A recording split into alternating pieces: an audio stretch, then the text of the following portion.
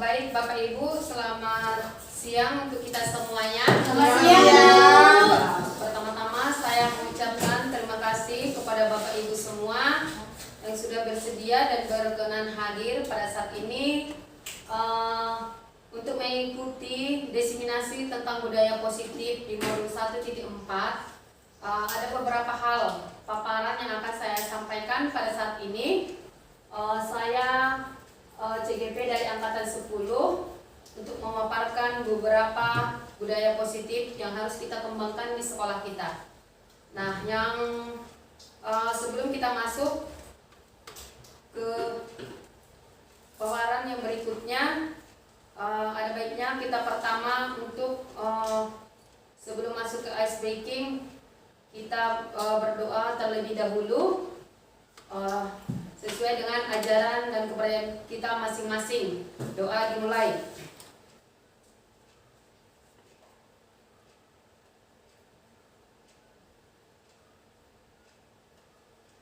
Doa selesai.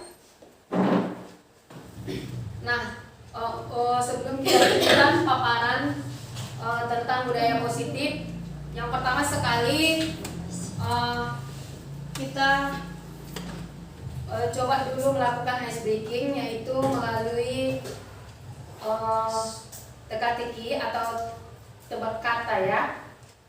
Nah, untuk Bapak dan Ibu sekalian boleh menjawabnya. Jika ada 10 pejuang Indonesia yang berperang, lalu ada 1 orang yang gugur, ada berapa orang lagi yang kembali ke markas? 9. Bagaimana Bapak Ibu? 10. Ada yang 10, yang lain? Ibu? Gugur 1. 10. Nah, yang kembali ke markas. Iya. 10. Yang lain? Ada yang lain? 10 ya. Ada yang lain? Iya. Sombong. 9. 9. Oke, ada yang 10, ada yang 9. Baik. 1000. Iya.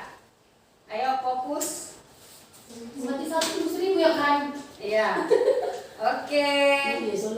Oh, Jawabannya adalah 1009. oh iya, karena mati 1 tumbuh 1000. Iya. Tambah Lanjut lagi supaya lebih fokus ya Bapak Ibu. Saya berfokus.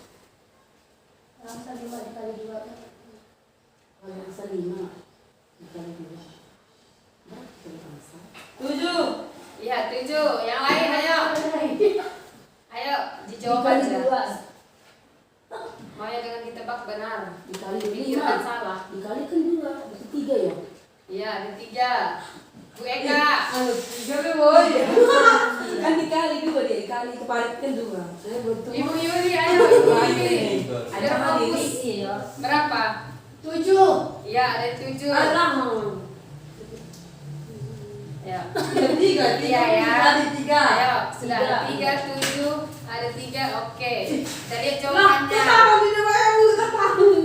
Lima tambah 2. 3. Jawabnya tetap 5 karena yang dikali 2 dan di darat 3.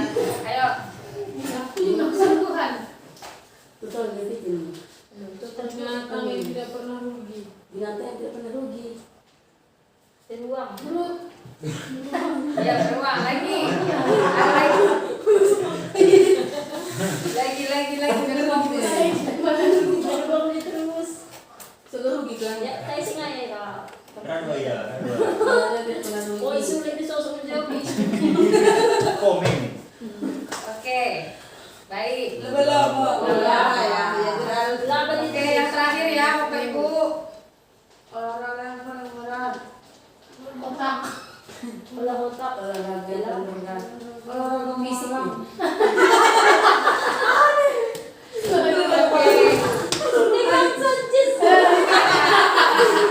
Olahraga yang paling berat. Apa Bapak Ibu? Ayo.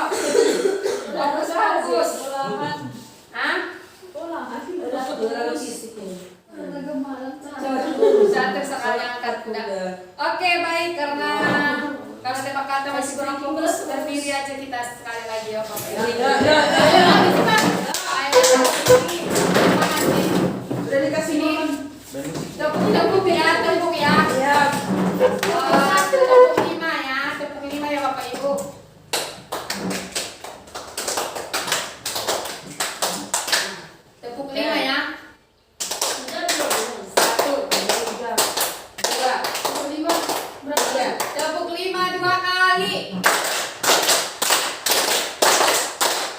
Belum fokus sekali lagi. Tepuk 5 3 kali.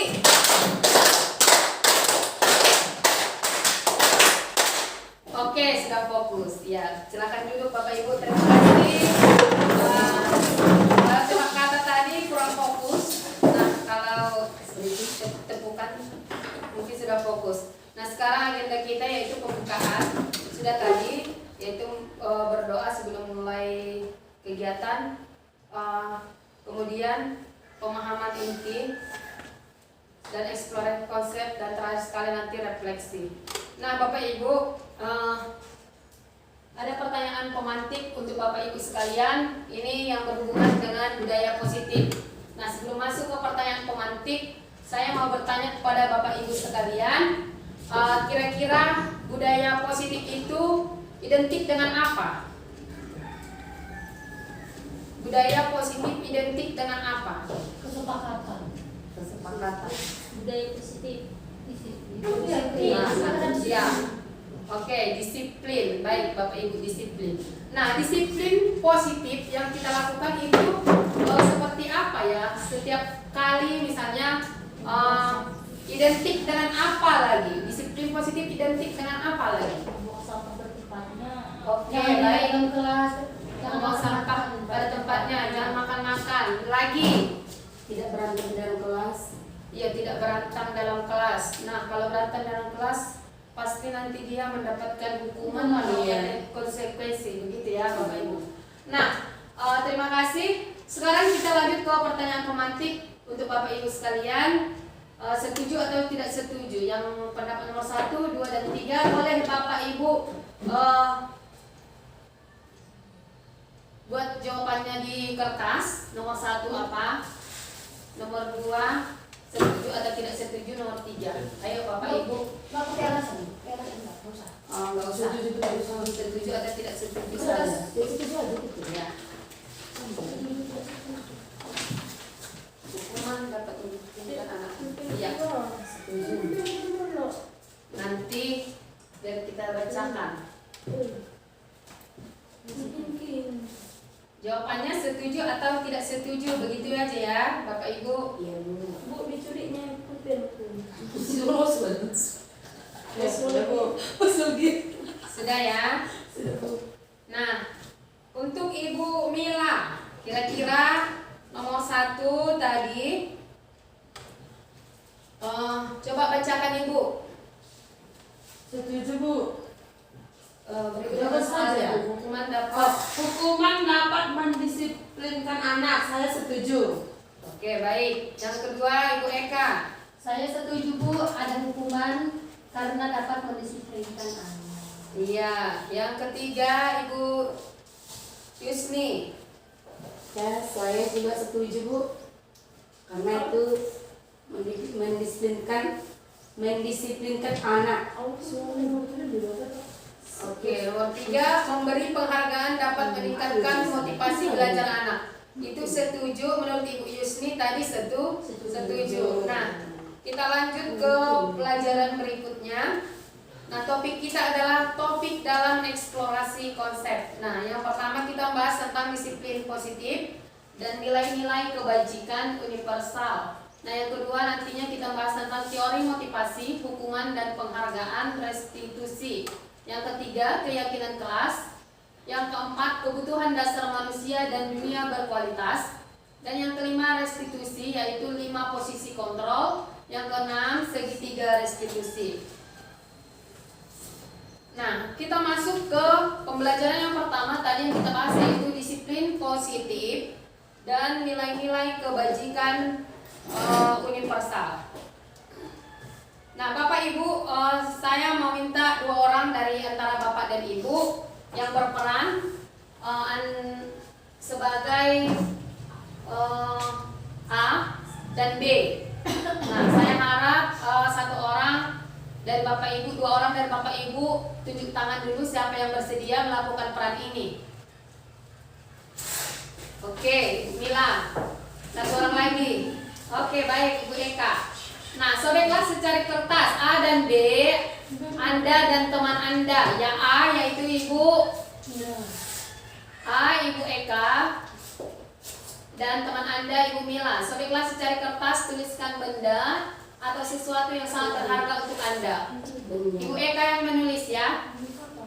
Tuliskan sesuatu hal yang berharga, sesuatu yang sangat berharga pada diri Ibu. Kemudian gak usah ditengok temannya. Buatlah sebuah kepalan. Teman Anda B, Ibu Mila, akan mencoba dengan sekuat tenaga dengan berbagai cara untuk meminta Anda memberikan benda tersebut. B bisa mengancam, bisa membujuk, menghardik, merayu, menyuap, apa saja agar dapat membuka kepalan tangan Anda. Dan apa yang terjadi? Ayo buat Ibu siapa tadi, Ibu Eka ya, kepal di tangannya. Kemudian untuk Ibu Mila supaya membujuk atau mengancam atau merayu supaya kepalanya dibuka. Jadi langsung diucapkan, dibujuk, langsung dipraktekkan. Ayo berdiri aja, berdiri. Ayo berdiri di sini ya. Ayo ya, membujuk. Kenapa Bu? Jangan Bu, pura Ibu di sini. Jangan gitu lah Bu. Apa ini Bu? Ada, boleh dari ada. Dipaksa. Mengancam, menghardik, berarti menghardik. Ulang mau beda. Berarti terekam dulu beda wae Bu.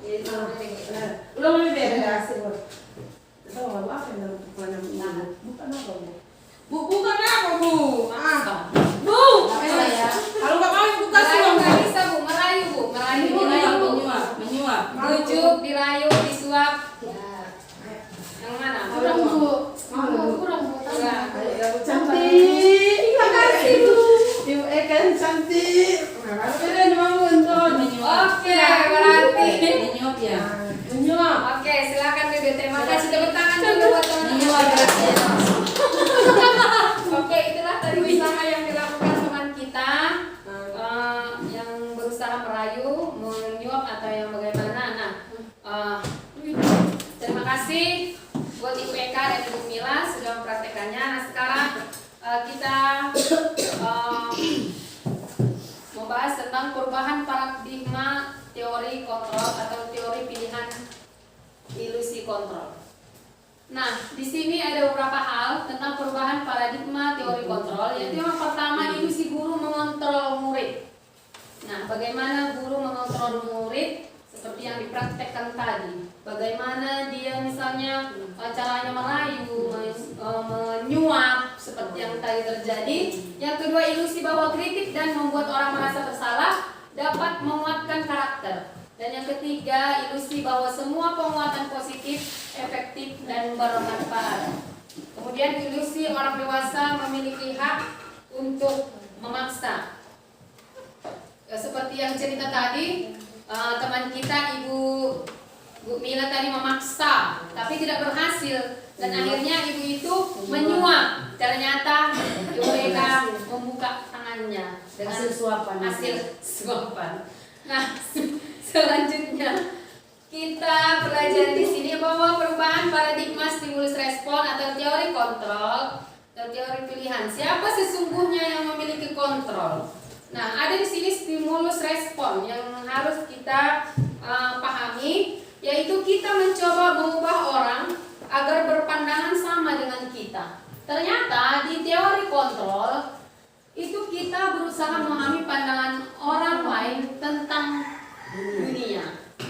Nah, yang stimulus perilaku buruk dilihat sebagai suatu kesalahan itu stimulus respon. Kemudian teori kontrolnya adalah semua perilaku memiliki tujuan. Nah, di sini saya jelaskan bahwa perilaku buruk dilihat sebagai suatu kesalahan. Ketika anak didik kita, murid itu melakukan suatu kesalahan, nah kita langsung menilai itu atau memberi hukuman. Kita tidak bertanya apakah tindakan yang dilakukan itu bertujuan gitu, ada tujuannya. Saya memukul teman saya, kenapa? Mungkin dia mau melindungi diri. Nah, itulah yang harus kita pahami pada saat ini. Makanya teori kontrol di situ semua perilaku memiliki tujuan. Bukan berarti tindakan salah yang dia lakukan itu tidak memiliki tujuan, itu harus kita vonis salah. Nah, selanjutnya stimulus respon, orang lain bisa mengontrol saya. Nah, teori kontrolnya hanya Anda yang bisa mengontrol diri Anda. Nah, kita berharap kan orang lain, kita guru harus bisa mengontrol anak, gitu kan? Kita memaksakan diri kita. Nah, dan sebenarnya teori kontrol itu hanya Anda yang bisa mengontrol diri Anda. Kemudian saya bisa mengontrol orang lain. Teori kontrolnya Anda tidak bisa mengontrol orang lain seperti itu. Jadi kita paksakan kehendak kita. Kamu harus begini, kamu harus begini. Kita tidak berhak mengontrol orang lain. Dan yang berikutnya, pemaksaan ada pada saat bujukan gagal. Nah, teori kontrolnya kolaborasi dan konsensus menciptakan pilihan-pilihan baru. Nah, artinya itu kita paksa karena kita membujuknya sudah gagal. Kita dipaksa begitu ya. Karena dia gagal, ternyata tidak Bapak Ibu. Kolaborasi itu yang sangat dibutuhkan. Nah, kolaborasi dan konsensus menciptakan pilihan-pilihan baru. Model berpikir menang kalah, itulah stimulus respon. Nah, teori kontrol yang kita hadapi harus model berpikir kita itu harus menang-menang. Kita harus mempunyai tujuan yang positif. Nah, di sini ada tahapan-tahapan atau bagian tentang disiplin positif. Ada teori kontrol atau pilihan. Nah, Anda tidak bisa mengontrol orang lain, hanya Anda yang bisa mengontrol diri Anda. Nah, makna disiplin kontrol, disiplin belajar kontrol dengan menggali potensi kita. Nah, semua perilaku memiliki tujuan. Di sini tadi peran teori kontrol tadi. Semua perilaku itu memiliki tujuan, bukan berarti murid melakukan sesuatu itu tidak memiliki tujuan. Dia melakukan kesalahan tapi ada tujuannya. Dalam arti pada teori kontrol ini, disiplin positif ini tidak ada hal yang tidak mempunyai alasan. Semua memiliki alasan. Nah, selanjutnya model berpikir menang-menang, kolaborasi dan konsensus menciptakan pilihan baru. 5 posisi kontrol. Nah, 5 posisi kontrol itu ada 1 penghukum, pembuat merasa bersalah, yang ketiga teman, keempat pemantau, 5 manajer. Nah, kita sebagai pendidik, kita sebagai guru, di mana kita meletakkan posisi kita pada posisi kontrol yang 5 ini. Nah, di sini ada sebagai penghukum. Yang kedua, pembuat merasa bersalah. Bagaimana? Apakah kita melanjutkan sikap-sikap kita yang sudah kita jalani sebagai penghukum yang selama ini, sebagai guru yang sukanya menghukum, atau sebagai temankah kita kepada teman kita? Nah, atau sebagai pemantau melihat, kamu jangan terlambat. Kamu kenapa terlambat? Coba lari keliling lapangan. Nah, akibatnya itu kita akan memberikan hukuman. Jadi itu mempunyai ingatan yang sangat sulit dilupakan oleh anak itu. Nah, itu merupakan hal negatif.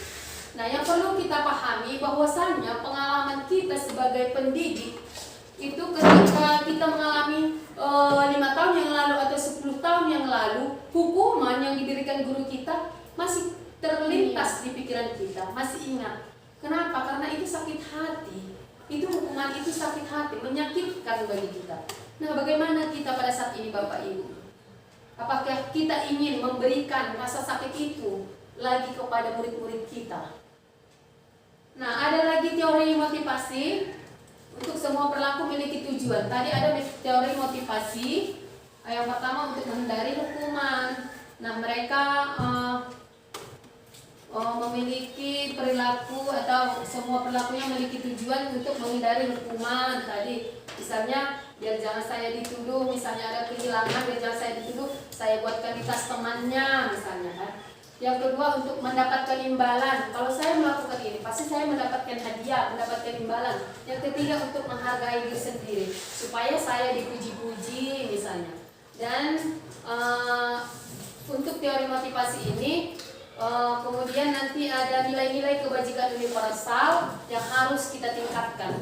Kira-kira apa itu? Itulah yang akan terdapat nanti pada keyakinan kelas. Nah, selanjutnya realitas kebutuhan kita berbeda-beda. Kita berusaha memahami pandangan orang lain tentang dunia. Setiap orang memiliki gambaran berbeda. Nah, Bapak Ibu, kita mempunyai gambaran yang berbeda-beda berdasarkan kebutuhan dasar manusia. Kita mempunyai 5 kebutuhan dasar manusia yang awalnya itu semua tindakan yang kita lakukan adalah berdasarkan kebutuhan dasar kita. Yang pertama, kita melakukan sesuatu untuk apa? Untuk bertahan hidup. Nah, kita melakukan sesuatu untuk apa? Untuk penguasaan. Kita ingin berkuasa, kita ingin menguasai gitu. Yang ketiga, kasih sayang dan rasa diterima.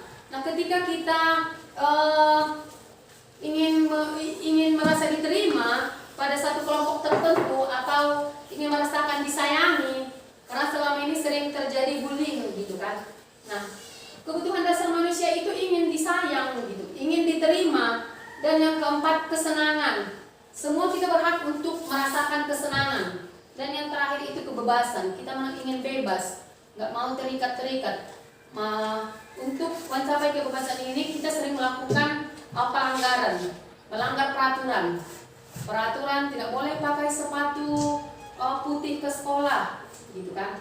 Nah, ada peraturan itu, tapi kita tidak bebas. Tiba-tiba kita ingin memakai barang milik kita yang sangat bagus. Jadi di sinilah terdapat kebutuhan dasar manusia itu yang ingin dengan kebebasan. Nah, selanjutnya apa makna disiplin? Nah, sebenarnya disiplin selalu kita sebut dengan disiplin berarti datang tepat waktu, misalnya tidak pernah terlambat. Itu bahasa negatifnya. Kalau bahasa positifnya itu datang tepat waktu, masuk ke kelas tepat waktu, pulang tepat waktu misalnya. Nah, pada saat ini kita belajar bagaimana itu makna disiplin. Makna disiplin artinya itu belajar. Jauh dari jangkauan yang sudah kita pahami selama ini, bahwa disiplin mempunyai arti yang berbeda. Nah, di sini kita pahami disiplin berasal dari bahasa Latin yaitu disiplina yang artinya belajar. Makna asal dari kata ini berkonotasi dengan disiplin diri dan dari murid-murid. Nah, disiplin diri membuat orang menggali potensinya menuju sebuah tujuan, apa yang dia hargai. Namun, dalam budaya kita, makna kata disiplin telah berubah menjadi sesuatu yang dilakukan seseorang pada orang lain untuk mendapatkan kepatuhan. Kecenderungan umum adalah menghubungkan kata disiplin dengan ketidaknyamanan, bukan dengan apa yang kita hargai atau pencapaian suatu tujuan mulia. Nah, Bapak Ibu, di sini makna disiplin artinya belajar, ya. Belajar bukan berarti disiplin. Disiplin itu harus begini. Nah, di dalam belajar kita juga harus membutuhkan kemerdekaan. Bukan berarti kalau sudah disiplin semuanya diatur ini begini gitu kan. Nah, di sini artinya kita harus belajar. Nah, nilai-nilai kebajikan universal. Nah, nilai-nilai kebajikan universal dapat kita pahami yaitu sifat-sifat positif manusia yang merupakan tujuan mulia yang ingin dicapai setiap individu. Nilai-nilai tersebut bersifat universal dan lintas bahasa, suku, bangsa, agama maupun latar belakang. Nah, setiap pelaku memiliki suatu tujuan. Dengan mengaitkan nilai-nilai kebajikan yang diyakini seorang, maka motivasi intrinsiknya akan terbangun. Nah, yang biasanya kita tadi melakukan sesuatu adalah bukan dari diri kita. Itu bukan dari kita motivasinya. Ada dari terkadang kita dapatkan motivasi eksternal. Nah, kita melakukan sesuatu supaya mendapat pujian. Kita melakukan sesuatu supaya dapat penghargaan. Nah, tapi yang perlu kita pahami adalah motivasi yang kita lakukan untuk melakukan suatu tindakan adalah seharusnya mulai dari diri kita, yaitu motivasi intrinsik. Nah, nilai-nilai kebajikan yang ingin dicapai oleh setiap anak Indonesia kita kenal dengan profil pelajar Pancasila, yaitu beriman, bertakwa kepada Tuhan Yang Maha Esa, dan berakhlak mulia, mandiri, bernalar kritis, berkebinekaan global, bergotong royong kreatif. Nah, Bapak Ibu, saya mau tanyakan kepada kita semua, apakah Bapak dan Ibu sudah membuat nilai-nilai kebajikan melalui kesepakatan kelas atau keyakinan kelas di kelas kita masing-masing? Bagaimana Bapak Ibu? Sudahkah kita laksanakan? Sudahkah kita kerjakan di kelas kita? Nah, seperti biasanya yang kita laksanakan, yang kita buat di kelas kita adalah kesepakatan kelas. Nah, untuk saat ini kita belajar lagi, bukan lagi kesepakatan kelas, melainkan keyakinan kelas. Keyakinan kelas yaitu nilai-nilai kebajikan yang terdapat di dalamnya. Yang itu seperti apa? Yaitu sesuai dengan profil pelajar Pancasila, mencakup keseluruhan tindakan yang sesuai dengan profil pelajar Pancasila. Selanjutnya kita masuk ke teori motivasi perilaku manusia. Bapak Ibu, ini adalah teori motivasi perilaku manusia. Ada dari motivasi eksternal yang tadinya sudah kita bahas, ada dari motivasi internal. Nah, yang pertama, untuk menghindari ketidaknyamanan atau hukuman. Apa yang akan terjadi apabila saya tidak melakukannya? Seperti itu ya Bapak Ibu. Misalnya untuk menghindari ketidaknyamanan atau hukuman itu, kita sering berpikir begini, apa yang akan terjadi apabila saya tidak melakukannya? Gitu kan. Berarti kita berpikir itu merupakan motivasi eksternal yang keluar dari diri kita. Kenapa? Karena kita berpikir apa nanti yang akan terjadi. Berarti ada nanti sesuatu tindakan yang dari luar yang akan kita hadapi. Nah, yang kedua, untuk mendapatkan imbalan dari orang lain atau institusi. Ini misalnya ingin mendapatkan penghargaannya, ini juga termasuk motivasi eksternal. Apa yang akan saya dapatkan apabila saya melakukannya? Apabila saya membantu teman saya, berkolaborasi dengan teman saya, membantu teman saya membuatkan RPP misalnya, apa yang akan saya dapatkan apabila saya melakukannya?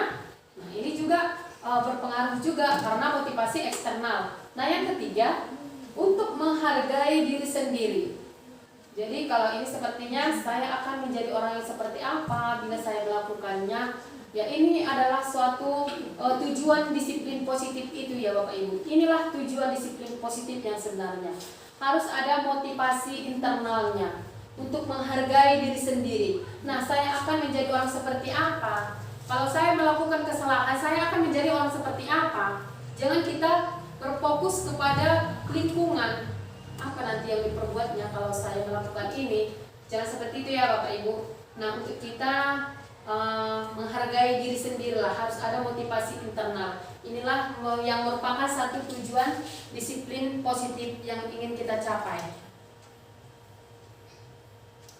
Nah, Bapak Ibu, merdeka menurut Ki Hajar Dewantara. Seperti tadi, disiplin positif itu merupakan belajar.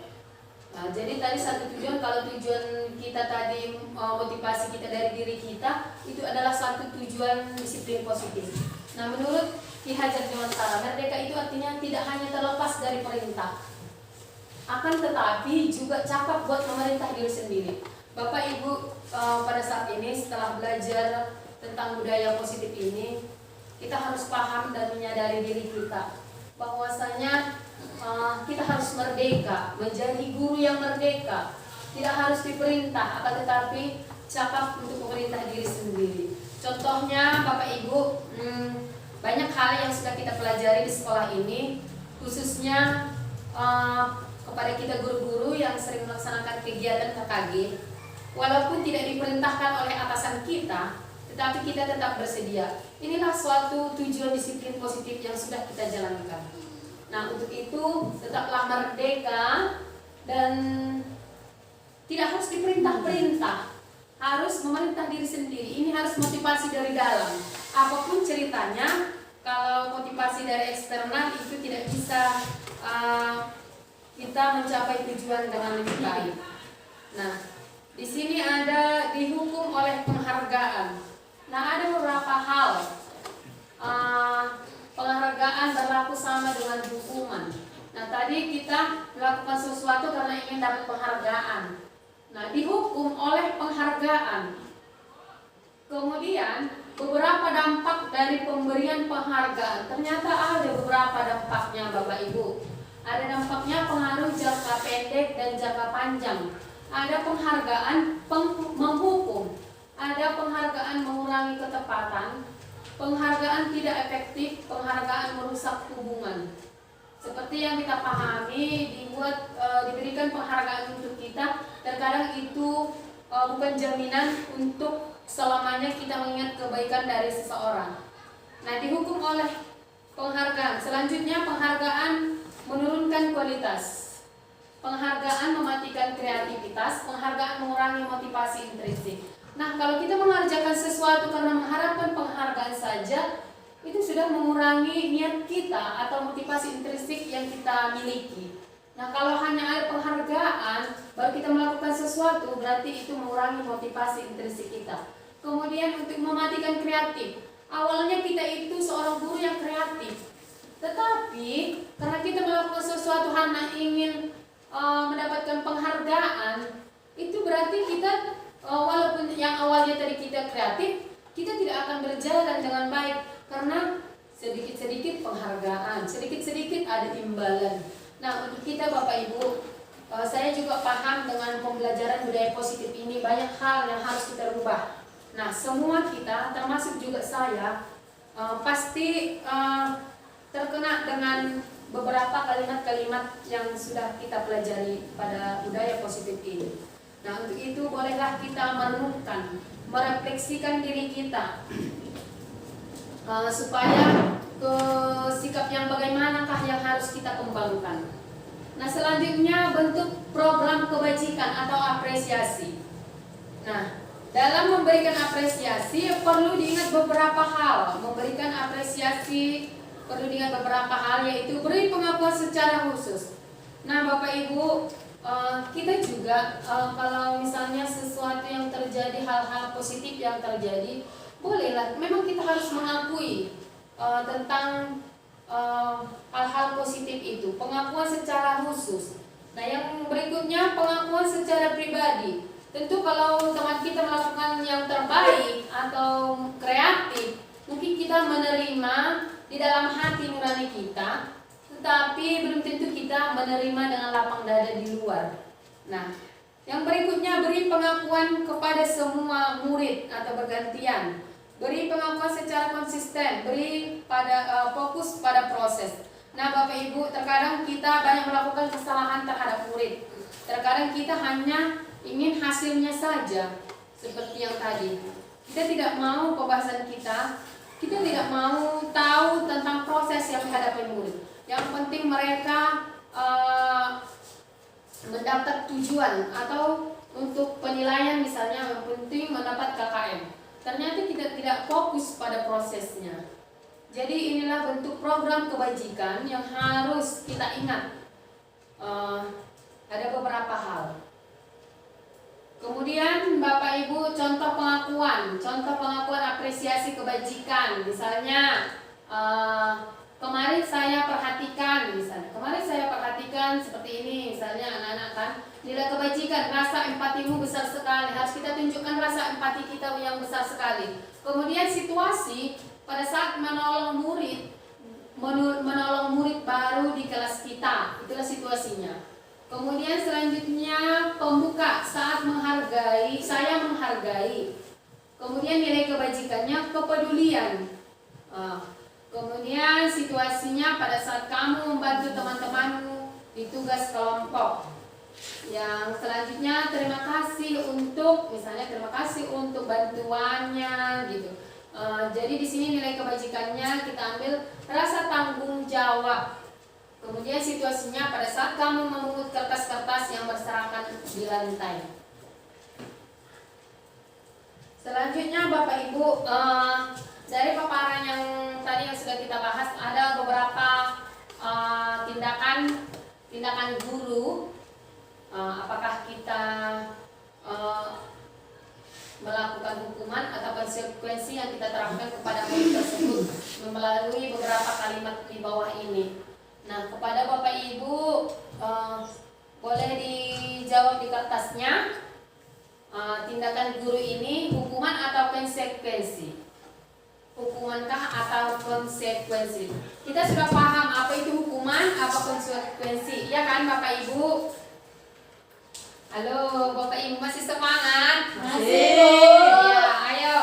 usah ditulis soalnya. Yang pertama hukuman atau kalau memang hukuman, yang kedua konsekuensi.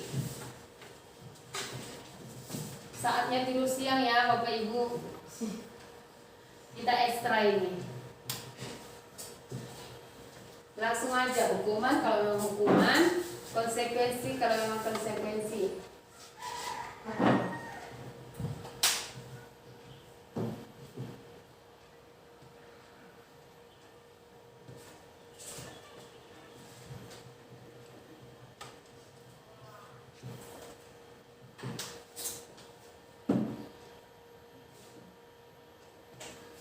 Lagi menggunakan basket 2 kali karena selamat kali ke sekolah.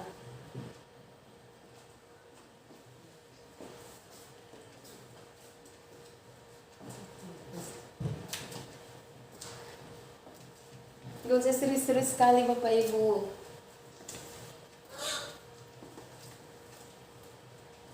Yang terakhir apa itu Bu? Nggak nampak.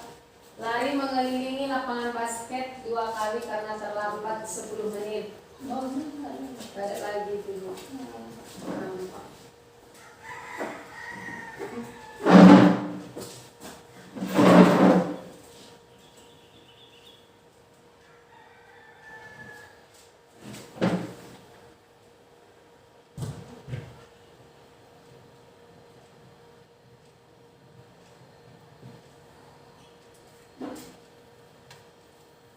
Satu, dua, tiga, empat, lima, enam, tujuh. 7 ya.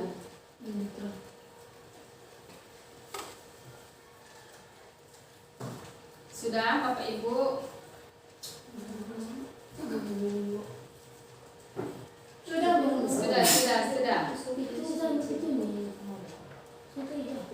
1, 2, 3, 4, 5, 6, 7. Yang ketujuh lari mengelilingi lapangan basket.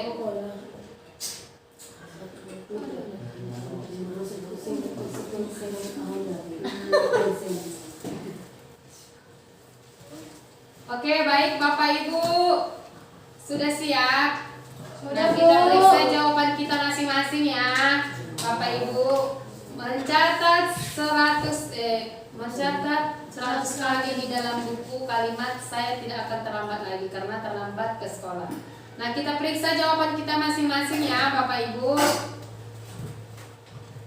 Oke, ini dia jawabannya. Boleh Bapak Ibu periksa jawabannya masing-masing.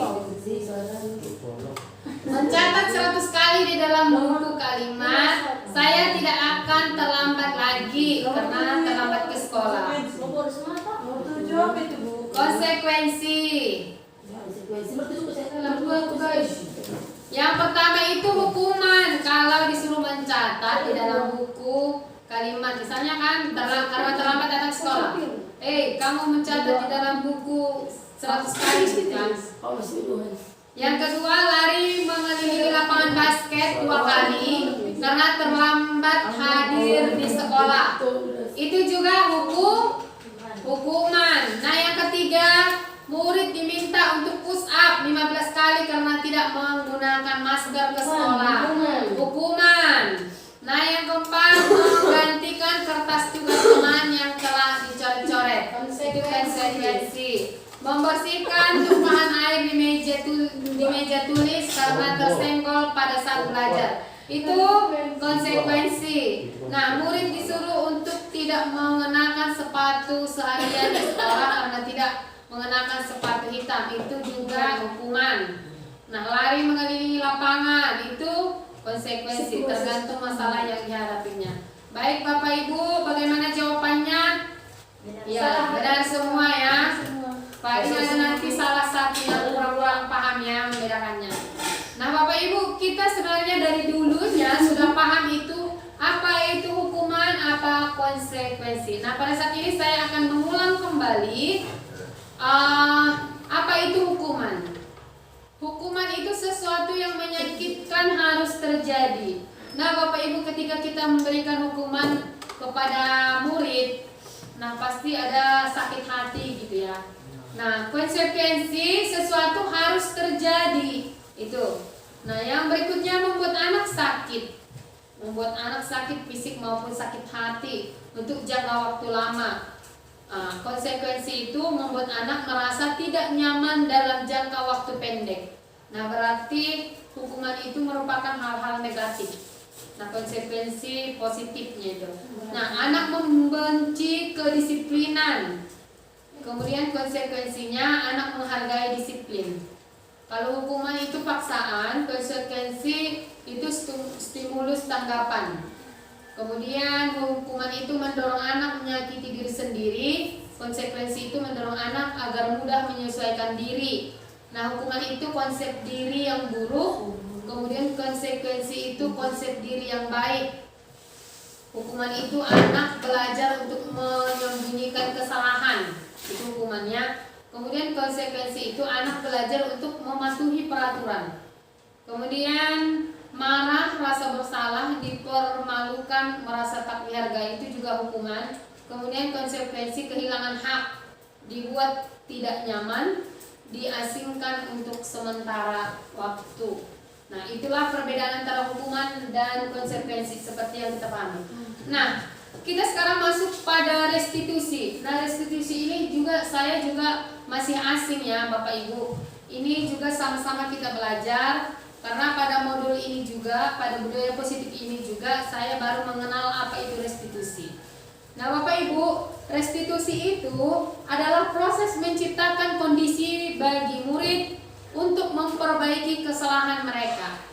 Nah, sehingga mereka bisa kembali pada kelompok mereka dengan karakter yang lebih kuat. Restitusi juga merupakan proses kolaboratif yang mengajarkan murid untuk mencari solusi untuk masalah mereka dan membantu murid berpikir tentang orang seperti apa yang mereka ingin menjadi tujuan mulia. Nah, bagaimana mereka harus memperlakukan orang lain. Nah, pada sikap restitusi ini ada identitas gagal dan identitas sukses pada disiplin. Nah, identitas gagal itu identik dengan hukuman. Nah, kalau identitas sukses itu disiplinnya itu disiplin konsekuensi dengan restitusi. Nah, bagaimana Bapak Ibu, saya mau bertanya ya, kita di poin yang mana ini? Guru sebagai penghukum yang selalu menerapkan hukuman, yang selalu beri konsekuensi, atau restitusi? Nah, mungkin kita yang tiga ini perlu kita laksanakan tanpa kita sadari. Khususnya juga restitusi. Kalau hukuman ini pasti semua kita pernah melakukannya. Konsekuensi juga. Nah, yang terakhir itu restitusi. Nah, restitusi ini hal baru, tapi tanpa disadari kita sudah pernah melakukannya. Bagaimana perbedaan antara hukuman, konsekuensi, juga restitusi? Hukuman sesuatu yang menyakitkan harus terjadi, sesuatu harus terjadi. Nah, restitusi itu merupakan pilihan menguatkan untuk murid atau anak dalam jangka waktu panjang. Nah, walaupun mereka melakukan sesuatu itu, kita harus bisa menguatkan untuk murid, anak dalam jangka panjang. Kemudian korban mendapatkan ganti. Nah, murid atau anak mendapatkan penguatan, masalah terpecahkan. Inilah kalau restitusi. Selanjutnya murid belajar bertanggung jawab untuk perilakunya. Fokus pada pemecahan masalah dalam jangka waktu panjang. Apa yang kamu yakini, misalnya kan, kalau di identitas gagal atau hukuman, yang kita tanya peraturannya adalah harus memakai seragam lengkap ke sekolah. Seperti ini kalau kita berikan hukuman. Nah, kalau konsekuensi dia, apa peraturannya? Mampukah kamu melakukannya? Jadi dijawabnya terima kasih, gitu kan. Kemudian kalau restitusi itu apa yang kamu yakini? Disinilah yang berperan tadi nilai-nilai kebajikan tadi. Makanya kita perlu membuat keyakinan kelas maupun keyakinan sekolah. Kita akan menghindari peraturan. Nah, peraturan itu apa beda peraturan, kesepakatan dan keyakinan? Kalau peraturan itu yang membuat adalah satu arah. Itu adalah orang yang berwenang, gitu ya. Nah, kalau kesepakatan itu kesepakatan antara kedua belah pihak. Nah, jadi Kalau keyakinan itu lebih fokus lagi ke sikap-sikap disiplin atau nilai-nilai kebajikan. Apa itu nilai-nilai kebajikan? Yaitu yang sesuai dengan profil pelajar Pancasila.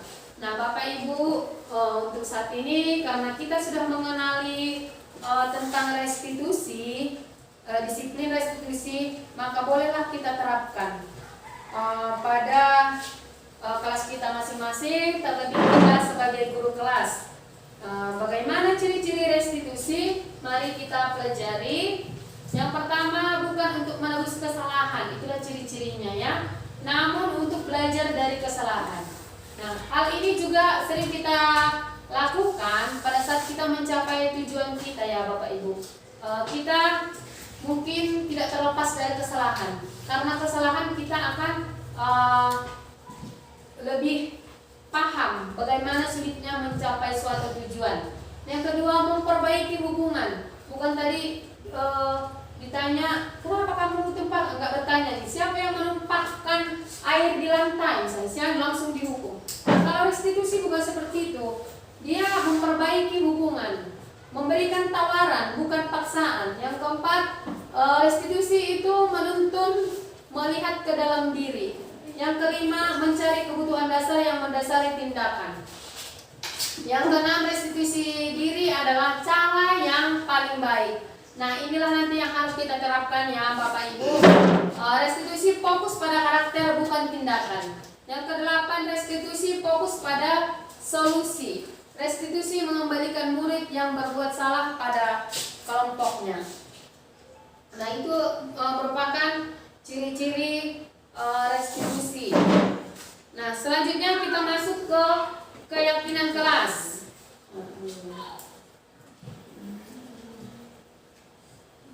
Keyakinan kelas. Mengapa tidak peraturan saja?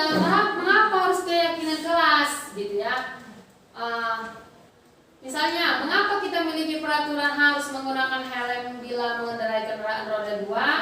Mengapa kita memiliki peraturan 3M menggunakan masker, mencuci tangan dan menjaga jarak 1 meter, 1,5 meter? Mengapa kita memiliki peraturan harus datang tepat waktu pada saat mengikuti pelatihan? Nah, untuk mendukung motivasi intrinsik kembali ke nilai-nilai keyakinan, lebih menggerakkan seorang dibandingkan mengikuti serangkaian peraturan-peraturan.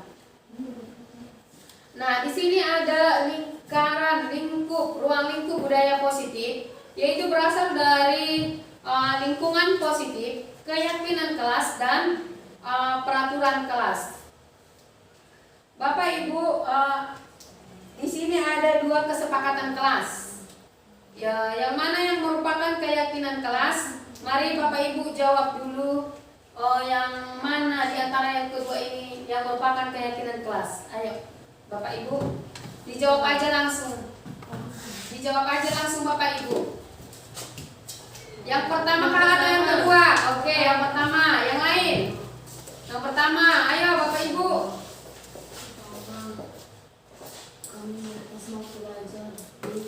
Iya, ada yang kedua. Baik.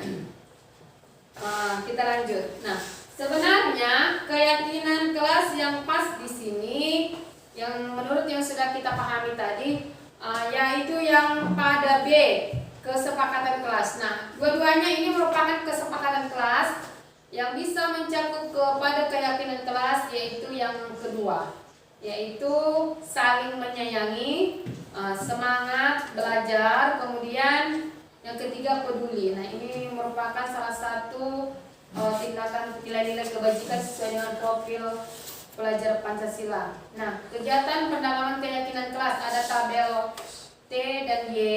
Di sini kita terlihat, terdengar dan berperilaku.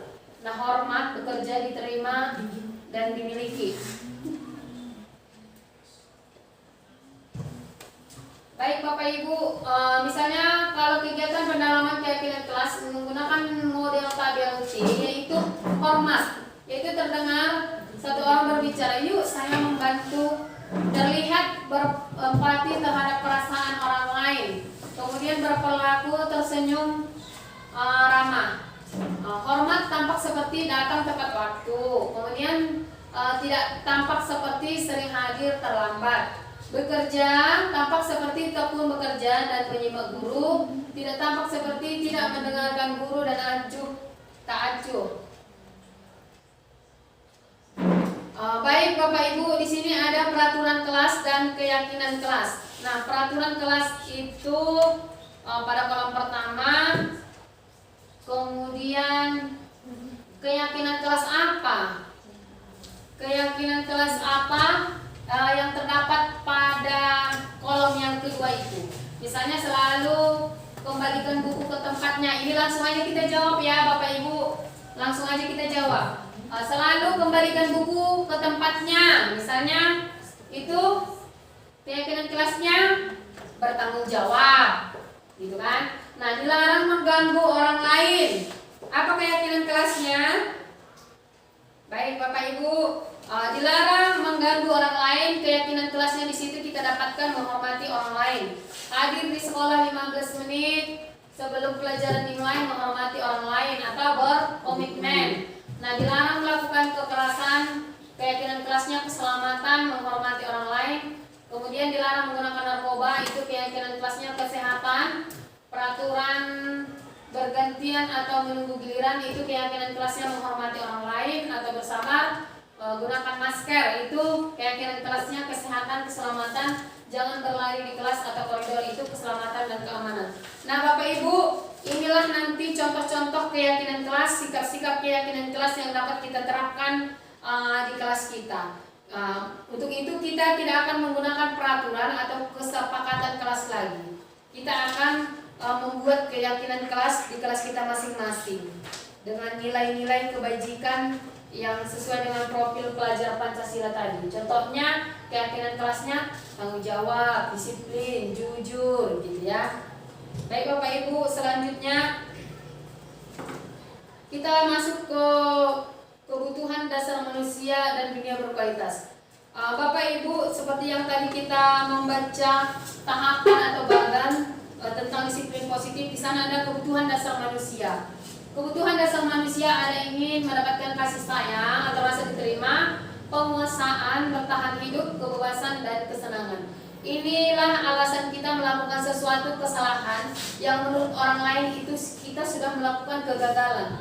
Nah, untuk itu kita harus memahami semua alasannya adalah sesuai dengan kebutuhan dasar manusia. Kita ingin bertahan hidup, kita ingin bebas, kita ingin senang, gitu ya Bapak Ibu. Nah, selanjutnya kita masuk ke posisi kontrol. Nah, disinilah jelas tentang posisi kontrol kita. Bapak Ibu, mungkin kita tidak hanya posisi kontrol kita tidak hanya satu. Nah, seperti saya sebagai penghukum terkadang, sebagai pemuat merasa bersalah, kepada murid sebagai teman, sebagai pemantau. Mungkin lima-limanya ini sebagai manajer, mungkin lima-lima ini saya miliki. Nah, sebagai penghukum bagaimana? Menunjuk-nunjuk, menyakiti. Nah, ini pelajaran buat kita Bapak Ibu. Kalau kamu tidak melakukannya, awas ya, kau rasakan nanti hukumannya. Itu merupakan salah satu identitas gagal yang kita miliki sebagai guru, posisi kontrol kita. Nah, pembuat rasa bersalah. Nah, berceramah misalnya, seharusnya kamu begini. Seharusnya kamu begini, ibu kecewa sama kamu loh. Nah, memang lembut bahasanya, tapi itu juga membuat rasa bersalah kepada anak didik kita. Nah, dia jadi di situ tertekan.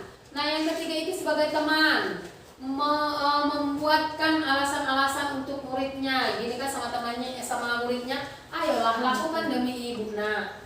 Ayolah nak, belajarlah. Nanti ibu yang selalu disalahkan orang tuamu kalau nilaimu rendah, gitu kan. Nah, ada posisi kontrol sebagai pemantau. Nah, setiap melihat anak di situ buang sampah, jangan buang sampah sembarangan, askal ya, gitu kan. Jadi kalau kau buang sampah situ, suruh kau lari gini. Jadi itu merupakan posisi kontrol kita sebagai guru, pemantau. Dan yang terakhir sekali yaitu sebagai manajer. Nah, itu kita menanyakan, mengajukan beberapa pertanyaan, alasan-alasan mengapa murid itu melakukan sesuatu.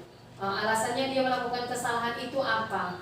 Nah, disinilah letak identitas gagal atau identitas sukses yang didapatkan oleh murid. Nah, kalau kita berperan sebagai penghukum, pembuat merasa bersalah, berarti itu identitas gagal untuk murid kita. Nah, identitas yang berhasil atau sukses yaitu sebagai teman atau pemantau bagi murid kita. Dan yang terakhir, itu merupakan identitas berhasil atau sukses yang datangnya dari dirinya, itu adalah posisi kita sebagai guru manajer. Nah, kita manajer itu bukan harus di perusahaan. Di sekolah juga kita harus memiliki posisi sebagai manajer, itu adalah sebagai guru. Nah, selanjutnya ada pertanyaan-pertanyaan lagi. Siapa yang mengatakan? Nah, siapa yang mengatakan saya kecewa sekali dengan kamu gitu kan? Siapa yang mengatakan? Ini maksudnya posisi kita sebagai guru ya, sebagai guru. Apa peran kita pada posisi kontrol yang 5 tadi? Kalau saya kecewa sekali dengan kamu, nak, kenapa kamu melakukan itu? Jadi pembuat orang merasa bersalah. Memang dia nggak merasa nada suaranya lembut gitu. Jadi kamu tidak pernah benar melakukannya gitu kan. Jadi kita penghukum. Kamu nggak pernah benar melakukannya. Apa kamu disuruh salah? Jadi penghukum kita di situ.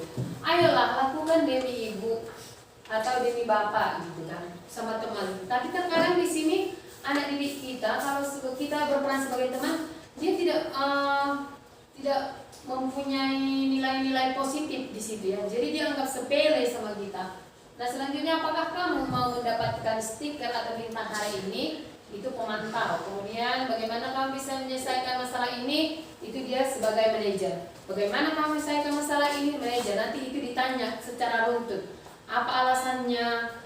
Jadi dia paham betul, harus sadar alasan melakukan kesalahan tersebut. Dan yang terakhir, kamu selalu yang paling terakhir, itu penghukum juga ya. Baik Bapak Ibu, bergerak antara. Nah, di sini Bapak Ibu, kalau kamu tidak titik-titik, saya akan diberi konsekuensi untuk membuat tidak nyaman. Nah, peraturan memantau konsekuensi atau hadiah, nilai-nilai manajer memperbaikinya. Nah, di sini ada nilai-nilai manajer untuk memperbaikinya. Kemudian selanjutnya segitiga restitusi ya Bapak Ibu. Ini yang terakhir yang harus kita terapkan, yaitu segitiga restitusi. Nah, segitiga restitusi itu ada 3 tindakan yang harus kita lakukan. Yang pertama itu validasi kebutuhan atau validasi tindakan. Ini misalnya anak didik kita melakukan sesuatu kesalahan atau tindakan, kita mengerti bahwasannya dia punya alasan mengapa melakukan itu. Nah, yang kedua, kita bertanya kepadanya, adakah cara yang lebih efektif untuk mendapatkan apa yang kamu butuhkan, seperti itu. Yang selanjutnya, menanyakan keyakinan. Nah, menanyakan keyakinan itu nilai-nilai apa yang telah disepakati, itu yang kita buat keyakinan kelas. Kamu ingin menjadi orang yang seperti apa? Itu contoh-contoh pertanyaannya. Jadi menstabilkan identitas. Setiap orang pasti atau pernah melakukan kesalahan. Jadi ini harus kita pahami atau harus kita tanyakan kepada murid kita, apa alasannya melakukan tindakan tersebut. Nah, dan yang berikutnya menstabilkan ini adalah menstabilkan identitas. Guru berkata, contohnya perkataan yang guru lontarkan, berbuat salah itu hal yang manusiawi. Tidak ada manusia yang sempurna. Bapak, ibu juga buat salah. Kita pasti bisa menyelesaikan permasalahan ini. Bapak ibu tidak tertarik untuk mencari tahu siapa yang benar, siapa yang salah. Bapak ibu lebih tertarik untuk menyelesaikan masalah. Kalau kamu menyalahkan dirimu sendiri, terus menerus, apakah kamu bersikap baik pada dirimu? Nah, Bapak Ibu, menstabilkan identitas ini, kita ceramah dengan murid kita tentang apa masalah, apa alasan yang dia melakukan tindakan-tindakan kesalahan tersebut. Kita tidak akan berikan hukuman kepadanya. Kemudian yang terakhir, validasi kebutuhan ini berikutnya ya. Validasi kebutuhan. Guru berkata, kata-kata yang diucapkan oleh guru itu apa? Nah, itu kamu bisa saja kan melakukan hal yang lebih buruk, tapi kamu tidak melakukannya kan, gitu. Nah, jadi di sini tidak kelihatan bahwasannya guru itu hanya menang sendiri, hanya mengambil keputusan sepihak. Selanjutnya, kamu pasti punya alasan mengapa melakukannya dan apa yang penting bagi kamu. Semua ini merupakan ucapan-ucapan atau perkataan yang guru lakukan kepada murid. Nah, yang berikutnya menanyakan keyakinan. Nah, di sini guru berkata, apa nilai yang kita percaya di kelas atau di sekolah kita?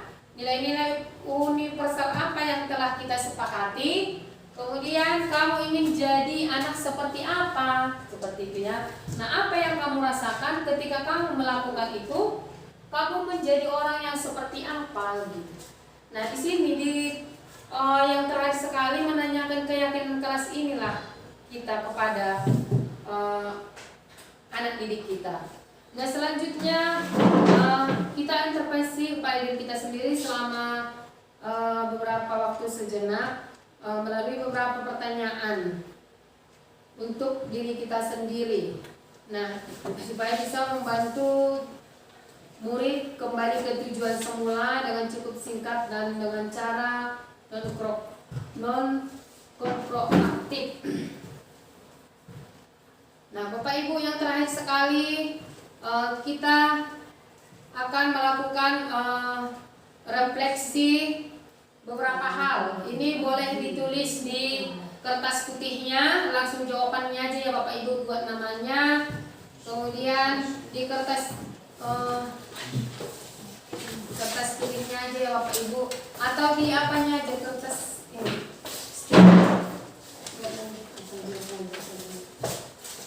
Nanti kita kumpulkan tempelkan ke depan ya Bapak Ibu. Buat namanya.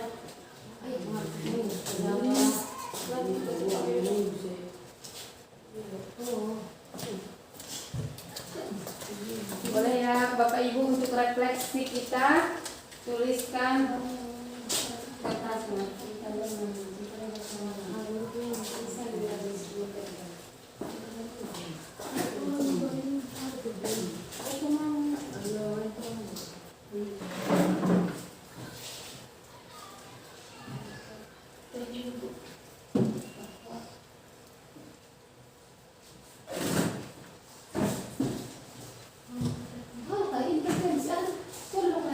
Ini refleksi ini.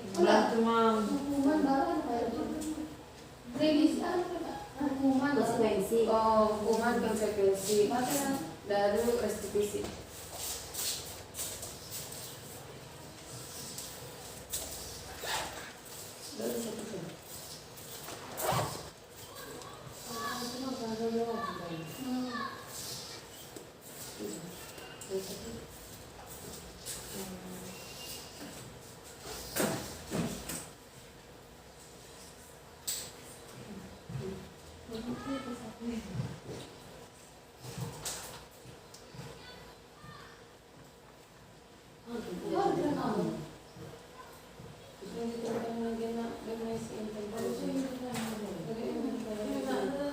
Udah Bapak Ibu,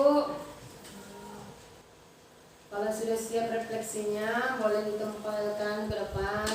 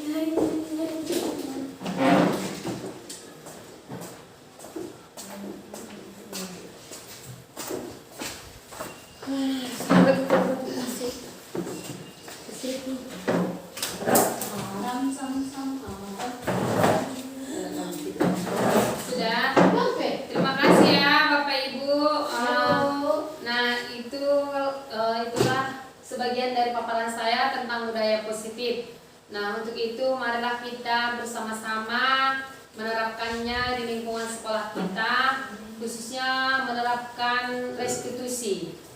Restitusi, segitiga restitusi di sekolah kita atau di kelas kita masing-masing, dan membuat keyakinan kelas yang menunjukkan nilai-nilai kebajikan. Nah, itulah paparan singkat tentang budaya positif untuk kita semua ya Bapak Ibu. Semoga dapat bermanfaat untuk kita semua. Dan sebelum kita tutup dengan doa, kita akan melakukan SBQ sekali lagi ya Bapak Ibu. Ayo kita berdiri semua. Intinya apa ya? Apa ya Bapak Ibu? Bapak Ibu, apa yang masih diingat? Rasa enggak ada lagunya. Oh, kalau nggak tepuk aja ya Bapak Ibu biar semangat lagi ya. Nanti kita buat guru SD seperti itu ya. Tepuk 5 kali, tepuk 5 2 kali. Oke, terima kasih. Langsung fokus kalau sudah lelah ya. Baik, Bapak Ibu, sebelum kita berdoa, saya dari depan nanti menyebutkan guru SD semangat. Nanti Bapak Ibu menjawab semangat ya. Nah, kalau guru SD yang kedua kali menyala, yes. Yang ketiga kali guru SD menyala gitu ya, menyala gitu ya. Oke. Ketika menyala istilah. Yang kedua menyala. Iya, yang tadi aja ya. Semangat, Besti. Oke. Guru SD semangat. Guru SD menyala, Besti. Guru SD menyala. Iya, terima kasih. Kita akhiri dengan doa. Kita berdoa menurut agama dan kepercayaan kita masing-masing. Doa dimulai.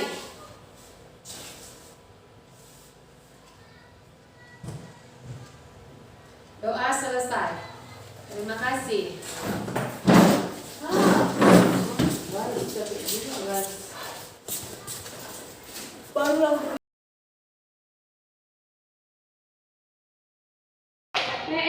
Panya sini. Kenapa kamu buang sampah sembarangan? Maaf. Panya, setiap orang itu pasti pernah melakukan kesalahan. Ibu juga pernah melakukan kesalahan. Tapi kamu seharusnya tidak melakukan hal itu. Oke, pasti Panya punya alasan untuk melakukannya. Boleh Ibu tahu apa alasannya? Karena sampah jauh, saya capek dan malas. Ya ampun, menurut kamu buang sampah sembarangan itu benar atau tidak? Panya, ingat tentang keyakinan kelas kita. Apa itu coba? Nah, kalau begitu, bagaimana cara kamu dapat mengatasi hal buruk yang sudah kamu lakukan?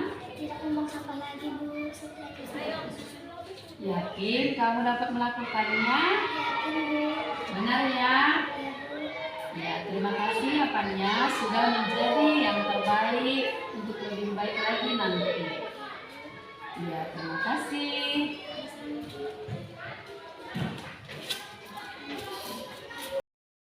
Selamat pagi, Bu. Selamat pagi, silakan duduk Nah. Chelsea, kamu tahu nggak kenapa Ibu panggil kamu ke sini? Tahu, Bu, mungkin karena tadi saya tidak mengumpulkan tugas dan saya mengantuk saat pembelajaran tadi. Oke, baik. Setiap manusia pasti pernah melakukan kesalahan. Ibu juga pernah melakukan kesalahan. Nah, kamu pasti punya alasan kenapa kamu melakukan kesalahan tersebut.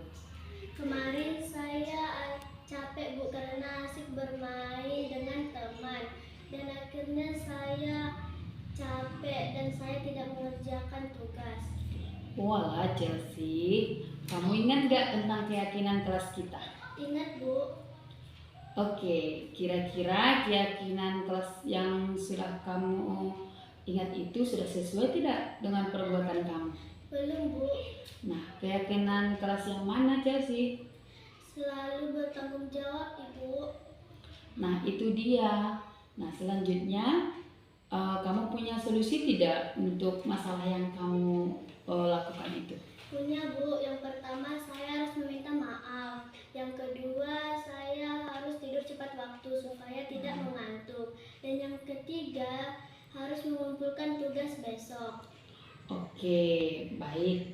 Ibu apresiasi tanggung jawab kamu. Ya udah, kamu bisa lanjutkan mengerjakan tugas kamu ya. Terima kasih Bu. Ya, sama-sama. Ya.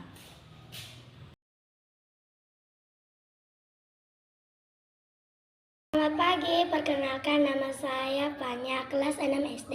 Perasaan saya ketika Ibu Hotmeliana melakukan praktik segitiga restitusi, yaitu saya merasa senang karena Ibu Hotmeliana memberikan kesempatan kepada saya untuk menggunakan alasan yang melakukan kesalahan tersebut dan tidak membuat saya merasa tertekan. Kemudian mencari solusi bersama dan memotivasi saya. Sekian dan terima kasih. Perkenalkan nama saya Chelsea Priana Sipayung, kelas 6 SD. Pada awalnya saya mengira Ibu Hotmeliana akan marah pada saya ketika saya tidak mengumpulkan tugas dan mengantuk saat pembelajaran. Namun, ternyata Ibu Hotmeliana memberikan saya bimbingan dan nasihat pada saya agar saya menjadi lebih baik lagi. Terima kasih ya Bu Hotmeliana atas bimbingan dan nasihatnya.